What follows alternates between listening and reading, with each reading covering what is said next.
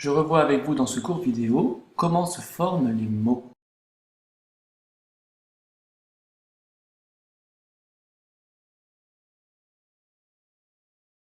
Cette question vient du texte de Ponge, où nous avons remarqué des mots qui se terminaient de la même façon, comme blanchâtre, verdâtre, noirâtre. On se rend bien compte que Ponge a choisi exprès des mots qui se terminaient tous par âtre. Et on se rend compte qu'on peut créer des mots, d'autres mots, sur le même modèle, comme bleu, âtre, une couleur auquel on rajoute âtre. Alors comment est-ce qu'on va appeler ces différentes parties d'un mot? Comment va-t-on pouvoir repérer les différentes parties d'un mot pour mieux le comprendre?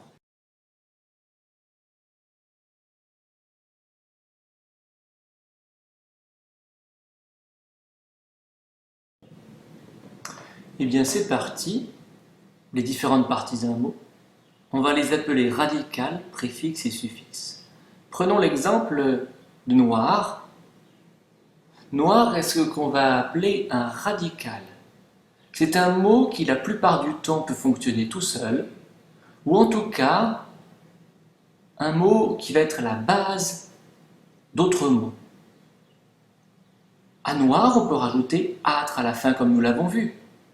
Ce âtre est ce qu'on va appeler un suffixe, ça veut dire une partie qu'on rajoute après le radical. Ici, ce suffixe ajoute aussi un élément négatif, ça veut dire pas tout à fait noir.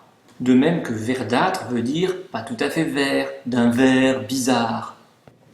Pour bien vous le montrer, je vais prendre un deuxième exemple, un exemple tiré de Aube de Rimbaud. Le verbe s'écheveler. Il y a un radical qui est chevelat. On voit bien que ce radical ne marche pas tout seul, et pourtant c'est le radical des cheveux. À ce radical, on peut ajouter des lettres avant, comme échevelat, qui veut dire on bouge les cheveux dans tous les sens, ou alors on s'arrache les cheveux, s'écheveler. Cette partie qu'on rajoute avant s'appelle un préfixe.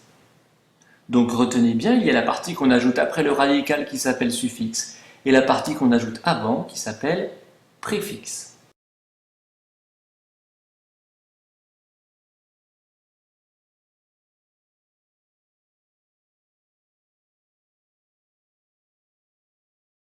Je vais maintenant, pour vous expliquer davantage, prendre deux exemples encore tirés du poème de Ponge. Le premier exemple, c'est le mot firmament.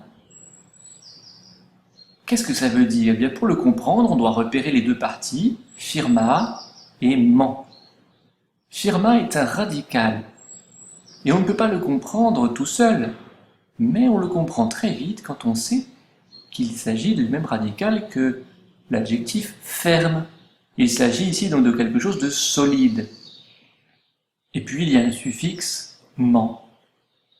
Le firmament est cette partie solide qui retient le ciel dans la Genèse.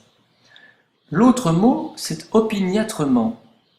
Dans opiniâtrement, on repère deux parties après un radical, c'est le âtre, et puis la partie ment.